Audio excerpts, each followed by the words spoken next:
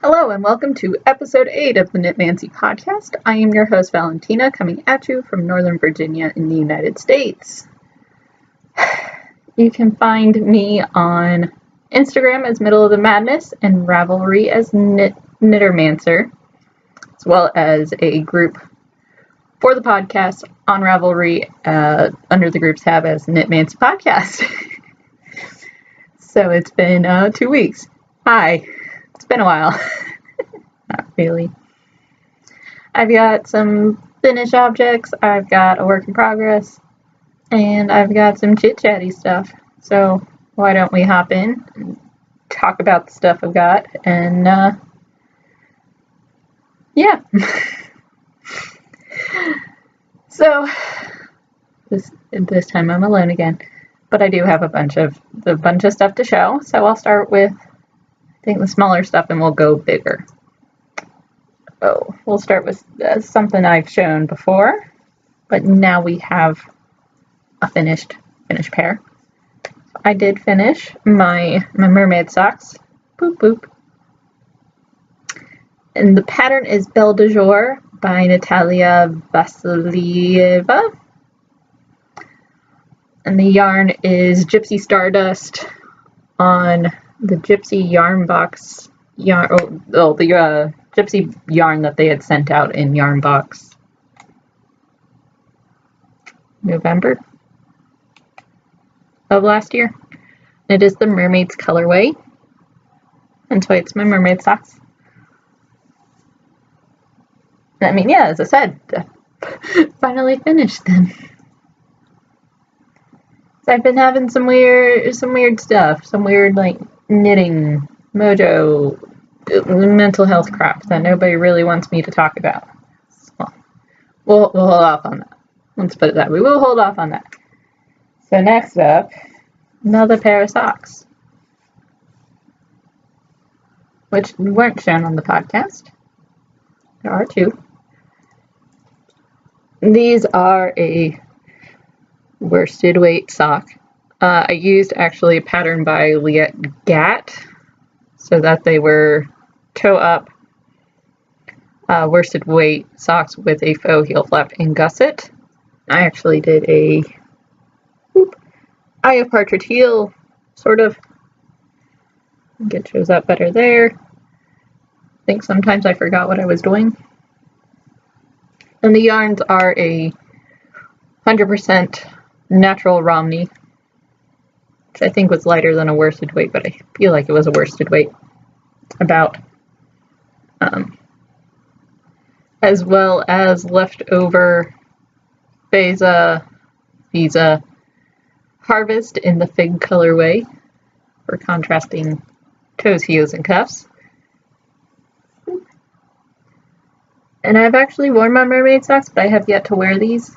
I'm hoping that even though the Romney is just 100% wool, it should be strong enough to deal with wear and tear. But it isn't super wash, so I have to hand wash them. But it should be fine. Should be. Now for the next thing, which I'm going to have to, I'll actually remove these safety pins I have in it to adjust the fit. So I've been wanting to knit a sweater, and I had recently gotten a book, which again I'll talk about. This is actually the main thing I wanted to talk about in my chit-chatty section. I got another book. I wanted to knit a sweater. I have tons of just plain fingering weight yarn just hanging around. So I knit a sweater.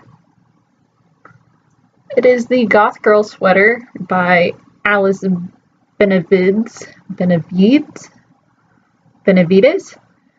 and Jaqueline Miles, one of those. For the most part, I took the pattern, but I changed the needle size, which probably wasn't the best idea. I have to adjust for the fit now. And I also added a lot more drop stitches than what the pattern necessarily called for. But that's okay. It, for the most part, fits. It's just kind of want it further up on my shoulders. So right now it's very, very low, kind of an off-the-shoulder thing, which I know some people are into. Not really for me, though if I'm wearing a t-shirt it shouldn't be an issue, and that's really something that you can only, depending, you could wear it with no undershirt under it if you really wanted to, but not for me. And I actually knitted in Cascade 220 fingering in it's a navy blue, almost black color. I haven't really worn that yet. I haven't even figured out how to really weave in the ends because it's so loosely knit. I used size 15, it called for size 17 needles, which is a little bit ridiculous. And now for the last thing, which has been on the podcast for a while, finally decided to finish it. My cabled shawl! Yay! Oops, keep dropping it. And this is knit in Knit Pick City Tweed DK in the Tahitian Pearl colorway. And it's got a lovely cable down the center. And then a sort of lacy, scallopy, pointed edge border. Knife is actually about my wingspan, a little longer than my wingspan. I haven't blocked it yet, so that could change. But for now, it is massive. Could almost function as its own top. My cat loves it. Out of all the people to love it, my cat loves it. When she decides she needs to sleep at night, she wants to sleep on the shawl, which is great because I've not worn it, so she just has a love for it. I wasn't sure about showing this, but I will. Please don't mind all the bead noises. Because now I have a set of beads. Because I'm thinking of doing a thing. So, I've completed something. Start my thought process. So I'll show what I've finished. And I won't really talk about this until the idea develops out more. So I've made a little set, well, or two, I say one, but it's really two little sets of stitch markers with little progress keepers. So I'll show through both sets even though they're almost identical. Just slight changes in the colors of a couple of things. So I've got a little J, boop, it's a little gold 10J on a little silver clasp, a little lobster clasp, it's a little J progress keeper, zipper pull, whatever you want to call it. People walking past. And I've got this little dragonfly with an amber colored bead on a jump ring. Oh, I think that's a better way to show him.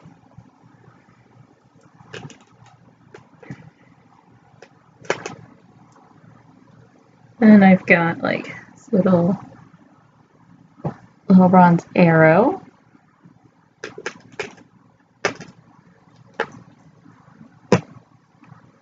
A wolf.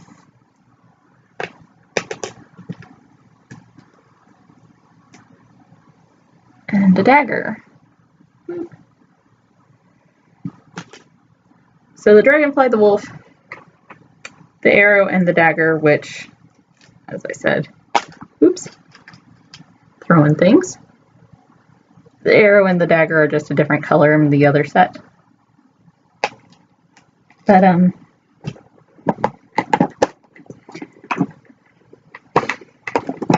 me fold this up and put that away.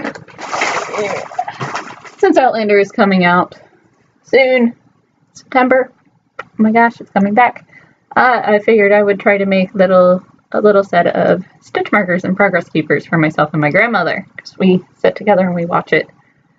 I have to work out how that's going to work for me because I'll have school Monday morning. So I figured, oh, we should get like Outlander themed yarn, and I'll try to make us this little set of Outlander themed stitch markers and a progress keeper. So the J is for Jamie, because why not? I joke that maybe putting a C in there would have been a little, people would have taken it the wrong way and missed the point. But then I have the Dragonfly and the Amber. So that was one of the books. The last season was based on Dragonfly and Amber, so now we're on Voyager. The J is kind of in a typeset, which is nice. The wolf is supposed to be Rollo, who is young Ian's doggo. I mean, if they put this out on the Outlander Instagram, I feel like it's okay to say. It's not really spoiling, even though I'm much further. I'm actually in A Breath of Snow of Ash, and I'm struggling through it. Little dagger, because everybody has a freaking dagger, and they're all stabbing each other. And then arrow, because it has to do with coming to America and all that. Figured a little arrow would be fine. You know, hunting and all that, whatever. My thought process was there. I think that was everything in that one. But yeah, so that sort of thing. And then I have only one work in progress that I've actually been working on. Because everything else kind of went on the needles and off the needles, on the needles and off. I have a pair of little, these will be shorty socks. Right now they're toes with part of a foot. So I'm not really using a pattern aside from just how I normally like to make my socks. Any other 2 at a time. 40-inch Chiaogu size 1 circular. And the green is Knit Pick Stroll and Peapod. And this color, beads were making noise. This color here, that's a white base with speckles of blue, green, brown, black. There's even some like little pink pieces. Could try to hunt one down, but it might be a bit of a pest. Wouldn't really show up well. There's those. Yeah, the more speckly color is the Once Upon a Corgi Audrey in La Dame Blanche. So they will be my Claire socks. I think that's it. That's all I have to really speak of for knitting stuff. So I will talk a little bit about just chit-chatty stuff. Where I've been, why I didn't podcast last week, even though I claimed this is weekly, so I should podcast every week. Ooh. Well, actually, I'll talk about the book, my thoughts. Not really a review because it's an old book, but some thoughts that came to mind because... Okay. So, last week, the week before, something like that, I went to a local used bookstore because I had an insane voucher for it. I'm down to like $40 some odd. But normally when I go there, I pick up things like CDs and books. But all the books I pick up are always knitting books. So this time I picked up Pretty in Punk. Previously I've picked up Punk Knits. And just throwing this out there, you make something in punk aesthetic, or just certainly advertising to people who like the punk culture, that aesthetic. I end up buying it. Knitting and punk stuff. Love it. So I picked it up, and my fiance was like, I don't get it. I don't get it. Never heard of punks knitting. This is not a thing. Etc., so on and so forth. Oh, he's not nearly into punk stuff. Nearly as much as I am. I love it. Even though in the summertime I dress like normal people because I know better. Nobody wants to be wearing all black everything and big old boots in the middle of summer. No. It's a terrible idea. But to me it makes sense. I mean, punks, it's very much a kind of anti-establishment, if you will, if you want to take it that way, but definitely definitely, standing up for yourself, being yourself, doing it yourself as much as humanly possible, trying to make things last, because generally people who are punk or in the punk culture don't have a ton of money. It's not rich people, it's a lot of people who are just very, very angry at politics. Just think it's fair enough. So of course, naturally, you would think more punks would be knitting. And I believe it's something that isn't touched on much because the knitting stereotype of the little old lady. But you see so much craftivism now. There's been the story, which has been around for a while, of in World War II, the women who would knit codes into whatever they were doing, like, oh, we're tracking the trains, and a certain amount of stitches is this, that, or the next thing. There's even knitting patterns out where you can knit Morse, knit a version of Morse code, which is really neat. And of course, putting secret messages in and all that sort of stuff. It's nothing new. People have been using knitting for craftivism, for whatever you want to call it, activism, yarn bombing, making a statement forever. So naturally, it should be something you associate with punks who are very much, they have a statement, they have something to say, and they're going to say it. Go to protest, do that sort of thing. I don't see his point. I don't see his point. I don't know where he's like, oh no, punks knitting? No, that never happened. Whatever. But then I think the second part of this whole little chit chat that is very important is why I didn't do it last week. Last week was mentally just hard for a lot of people, I think. Because as much as people don't want to admit it, invisible illnesses, whether it's, you're an autoimmune disease or anything like that, when people can't see that you're sick, they won't believe that you're sick, or they don't know how to treat you. And I only bring up autoimmune diseases because sometimes people will have those, and it's such a hard time trying to get diagnosed and that fixed. And then you also have, of course, mental illness, which thankfully is getting more and more seen and more visible, even though it is invisible. And so I had to take a mental health break because it's like I lost my mind last week. It was great, awesome. Ended up getting a model ship because I needed to build something to get out of my funk. And now I'm trying to make jewelry because that's a great idea. I don't have the wire to do what I want, so it doesn't work super well. And I struggle with anxiety, and sometimes my anxiety gets the better of me, but that happens to a lot of people.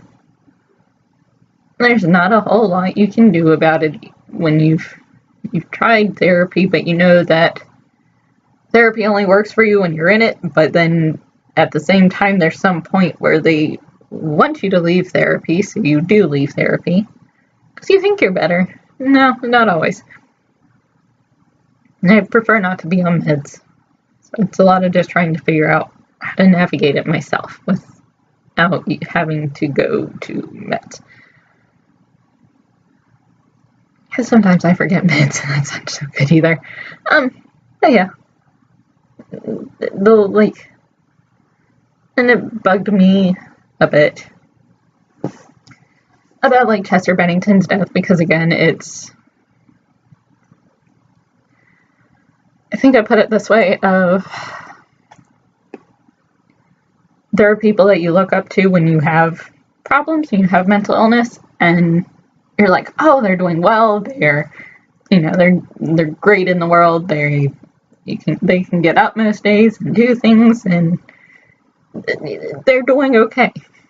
They have a problem, but they're still out in the world doing okay. Best way to put it. They're on the world, they're doing okay for themselves.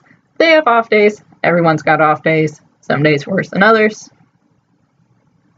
Well, he had committed suicide, and of course that hurt because it was like, oh, awesome. But at the same time, I think it puts it out there that you can be doing fine for, or seem to be doing fine for years, and you can talk and advocate all you want. But sometimes you lose your battle. It happens. It's not about being weak, it's not about anything like that. But sometimes you lose your battle, and it's not good. No amount of support can necessarily save you from that when, if you don't believe it, and you're not, or your demons get the better of you. Whichever way you want to put that. It's hard to talk about, just in general. Which would be why I'm not looking at the camera, because I look at myself. But pulling it together. Pulling it together. See how that it's important. And not everyone is willing to share it, and not everyone is willing to talk about their struggles or what's going on. So the best thing that anyone can do ever is to be there for the people in their lives that need it. And to get help, if you need help, it's important. Try to find help. Or find someone to talk to. It doesn't necessarily have to be therapy. It doesn't necessarily have to be a doctor. Sometimes all you need is to either write it out on a piece of paper and like give it to a friend, or to talk to somebody, even if it's just a family member, telling them that you're not okay. I think I'm going to stop before I get too riled up. Which I feel is fair enough. Okay, so I'll stop. I've got yarn coming in. I ordered a skein of yarn, so I've got a skein of yarn coming in. That'll be nice, and I'll talk to y'all tomorrow, or not tomorrow.